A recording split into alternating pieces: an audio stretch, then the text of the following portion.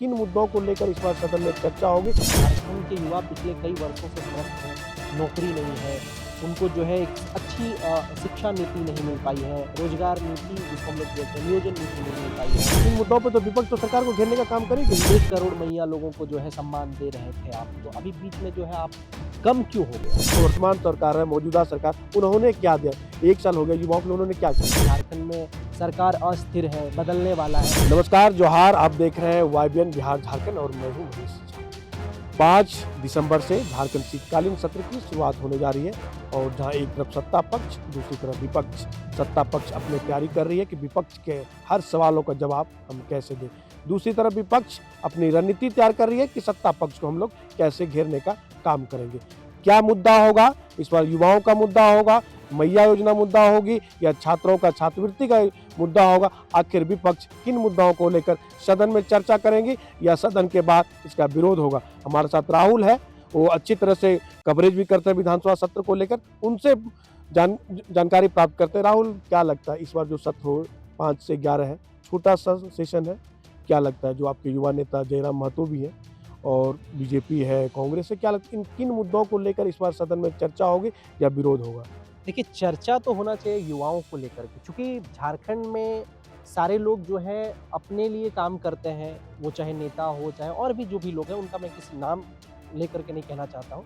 आपको भी पता होगा कि झारखंड के युवा पिछले कई वर्षों से त्रस्त हैं, नौकरी नहीं है, उनको जो है एक अच्छी शिक्षा नीति नहीं मिल पाई है, रोजगार नीति जिसको हम लोग बोलते हैं, नियोजन नीति नहीं मिल पाई है, और भी कई मुद्दे हैं। पिछले 2 वर्षों से आपने देखा होगा झारखंड के छात्रों को आज तक स्कॉलरशिप नहीं मिला। इससे पहले कुछ दिन पहले पूर्व में जो है आजसू की एक इकाई जो है जहाँ रांची की सड़कों में आपको देखने को मिला होगा, जिस प्रकार से लाखों छात्रों के साथ वो राज्यपाल महोदय के पास मिलने जाते हैं और अपनी दुखड़ा सुनाते हैं। कहीं न कहीं ये साफ ज़ाहिर होता है मनीष जी, कि जिस प्रकार से झारखंड के युवा त्रस्त हैं, तो ख़ास करके युवा का बात उठना चाहिए। एक तरफ ठीक है, मैया योजना का लोग मैया सम्मान करते हैं, सभी लोग सम्मान करते हैं, लेकिन जो आंकड़े थे चुनाव के पूर्व, आंकड़े में तो बहुत कमी हो गई है। जहाँ 55 लाख था, अभी देख सकते हैं 35 लाख की, 36 लाख की बच गई है। इन मुद्दों पे तो विपक्ष तो सरकार को घेरने का काम करेगी ही। बिल्कुल, और घेरना भी चाहिए, चूँकि आप जब शुरुआत में वोट लेने का बात आपने कहा, तो वोट लेते समय आपने अगर 1 करोड़ मैया लोगों को जो है सम्मान दे रहे थे आप, तो अभी बीच में जो है आप कम क्यों हो गया? एक एग्ज़ाम्पल के तौर पे बताएँ, बाकी जितना 22 लाख या कितना दे रहे थे वो अलग बात है, लेकिन कम क्यों हो गया? उस डाटा जो पहले आप इस्तेमाल किए, उसके बाद धीरे-धीरे कम हो रहा है। दूसरी बात ये भी है कि सदन के अंदर मुद्दा हमको लगता है ये भी उठ सकता है, क्योंकि एसआईआर अभी पीक पे चल रहा है। ये सेंट्रल तमाम स्टेट में एसआईआर इन्वेस्टिगेशन के तौर पे हो आपको जा रहा है। लगता है कि ये मुद्दा सिर्फ कांग्रेस क्योंकि जेएमएम ने इसको दरकिनार कर दिया? उन्होंने कहा एसआईआर के को लेकर हमने बहुत तरह से चर्चाएं की, लेकिन हमें नुकसान नहीं हुआ, हम घाटशिला उपचुनाव जीत कर दिखाए हैं। सिर्फ कांग्रेस का मुद्दा बन के रह जाएगी? बिल्कुल, मुझे भी ऐसा लगता है कि कहीं न कहीं जिस प्रकार से कांग्रेस इसको जो है और भी राज्यों में जो है इसका विरोध कर रहा है, रैलियाँ निकाल रहे हैं। 14 को तो राहुल गांधी का नेतृत्व में रैली होने वाली है। तो कहीं न कहीं लगता है कि विपक्ष के पास जो है सिर्फ़ ये एसआईआर का मुद्दा हो सकता है, लेकिन विपक्ष के पास ये भी मुद्दा होना चाहिए कि युवाओं को अब तक क्या मिला?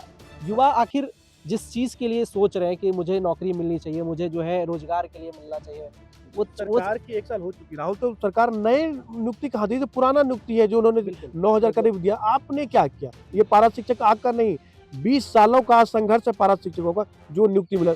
तो जो वर्तमान सरकार है, मौजूदा सरकार, उन्होंने क्या दिया? 1 साल हो गया, युवाओं के लिए उन्होंने क्या किया? मुझे ऐसा लगता है कि युवाओं को सिर्फ़ और सिर्फ़ आश्वासन मिला है। आश्वासन इसलिए कहेंगे क्योंकि हेमंत सोरेन के कार्यकाल में आपने ठीक कहा, शिक्षक का जो है रघुवर दास के कार्यकाल में ही ये नियुक्ति वगैरह का होना था, लेकिन दुर्भाग्य है यहाँ के छात्रों का, यहाँ के युवाओं का, कि ये विलंब होते-होते 2026 पहुँचने को है। महज़ 1 महीना बाकी है और 1 महीना पहले आप जो है नियुक्ति पत्र बाँट करके दिल्ली रवाना हो जाते हैं, और ये भी कोताहल बरतने लगता है कि झारखंड में सरकार अस्थिर है, बदलने वाला है, तमाम अटकलें लगाई जाती हैं। लेकिन इसके बीच में आप लोगों ने देखा होगा, कल जयराम कुमार महतो जी जो डुमरी के विधायक हैं, उनका एक पीसी हुआ था हजारीबाग में। वो जो है छात्रों को लेकर के 180 किलोमीटर का पदयात्रा कर रहे हैं। ये भी मुझे लगता है कि जयराम कुमार महतो सदन के अंदर ये आवाज़ उठाएँगे, चूँकि इसके पहले जो है तमाम लोग ये पीसी के माध्यम से जारी करके उन्होंने कहा था कि जयराम कुमार महतो सदन के अंदर आवाज़ उठाएँगे और उनके समर्थक सदन के बाहर, यानी कि 9 तारीख जिस दिन होगा, यानी शीतकालीन सत्र जो ये अभी चलेगा, उसके बीच में जो है सदन के अंदर में भी आवाज़ उठेगा और सदन के बाहर में भी आवाज़ उठेगा।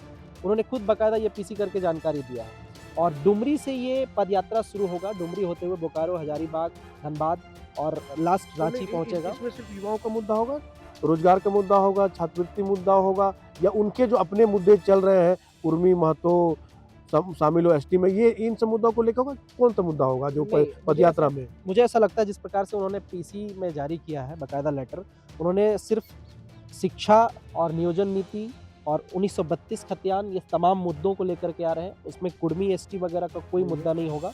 जैसा उन्होंने बाकायदा प्रेस में जारी किया है, उसके आधार पे मैं बता रहा हूँ, चूँकि मैं जेएलकेएम का कोई प्रवक्ता नहीं हूँ। नहीं, हम लोग नहीं, अभी पत्रकार हैं तो यही जानना चाह रहा हूँ कि जो उन मुद्दों को रेस करके उन्होंने विधायक बने हैं, 1932 का मुद्दा, छात्रों का मुद्दा को लेकर, नियोजन नीति को लेकर, आखिर वो सब मुद्दा लगता नहीं आपको गौन हो चुका? जयराम महतो भी कहीं मुद्दों को उठाने से बच रहे, नहीं उठा पा रहे, आखिर क्यों? शायद यही वजह है कि जयराम कुमार महतो जी जो है वो एक बार फिर से उनका ध्यान आकृष्ट हुआ है और हजारीबाग में कल पीसी करके इसका अनाउंसमेंट किए और शायद ये 4 तारीख से यानी कल से जो है उनका ये आंदोलन शुरू है। 180 किलोमीटर की पदयात्रा होगी और उसमें शायद बताया जा रहा है कि हज़ारों की संख्या में झारखंड के बेरोजगार युवा साथ होंगे और जो पदयात्रा करते हुए रांची के झारखंड विधानसभा का घेराव करेंगे फाइनल 9 तारीख को। तब लगता है कि इस सत्र में युवाओं का मुद्दा, किसानों का मुद्दा, महिलाओं का मुद्दा उठने वाली है और उनके जितने विपक्ष के विधायक हैं उन मुद्दों को लेके सामने आएंगे, सदन में बात रखने जा रहे हैं। मुझे आशा है और आशा होना भी चाहिए, क्योंकि देखिए हम लोग भी कहीं ना कहीं एक वोटर हैं और तमाम लोग हैं, चाहे भले पत्रकार श्रेणी से हम लोग हैं, लेकिन हम लोग भी वोट दिए हैं और जनता के हक में हम लोग भी सोचते हैं। क्योंकि मुझे ऐसा लगता है कि जनता की आवाज़ आपको उठाने के लिए भेजा गया है सदन में, तो आप उस चीज़ को उठाएं, ना कि और भी जो उलूल जुलूल चीज़ें हैं वो चीज़ बोलने से क्या फ़ायदा। मुझे ऐसा लगता है युवाओं के साथ आपको रहना चाहिए, युवाओं की नीतियों के बारे में आपको बात करनी चाहिए। युवाओं को पिछले 6 वर्षों से, चूँकि हेमंत सोरेन का 6 वर्ष का कार्यकाल पूरा हो चुका है, 5 वर्ष पहले का और 1 वर्ष पूरा, तो 6 वर्षों में मुझे लगता है कि युवा को वो चीज़ें नहीं मिल पाई है जो मिलना चाहिए। जैसे आपने कहा कि नियोजन नीति, शिक्षा के मामले में बात करें, स्वास्थ्य के मामले में बात करें, या फिर और भी तमाम जो चीज़ें हैं वो शायद से नहीं मिल पाई। यही वजह है कि शायद जनता जो है कभी कभार रुष्ट हो जाते हैं नेताओं से। अगर आपको जिसके वजह से, जिसके लिए जाने जाते हैं, आपको जिसके लिए भेजा जाता है, आपको वो सवाल आप ना उठा करके और भी अन्य चीज़ों में आप अपना जो है कीमती समय, जनता का कीमती समय आप इधर उधर करते हैं। और जाहिर सी बात है उठनी चाहिए मनीष सर, आवाज़ उठनी चाहिए। झारखंड के लोगों का आवाज़ आप नहीं उठाएंगे तो कौन नहीं उठाएगा?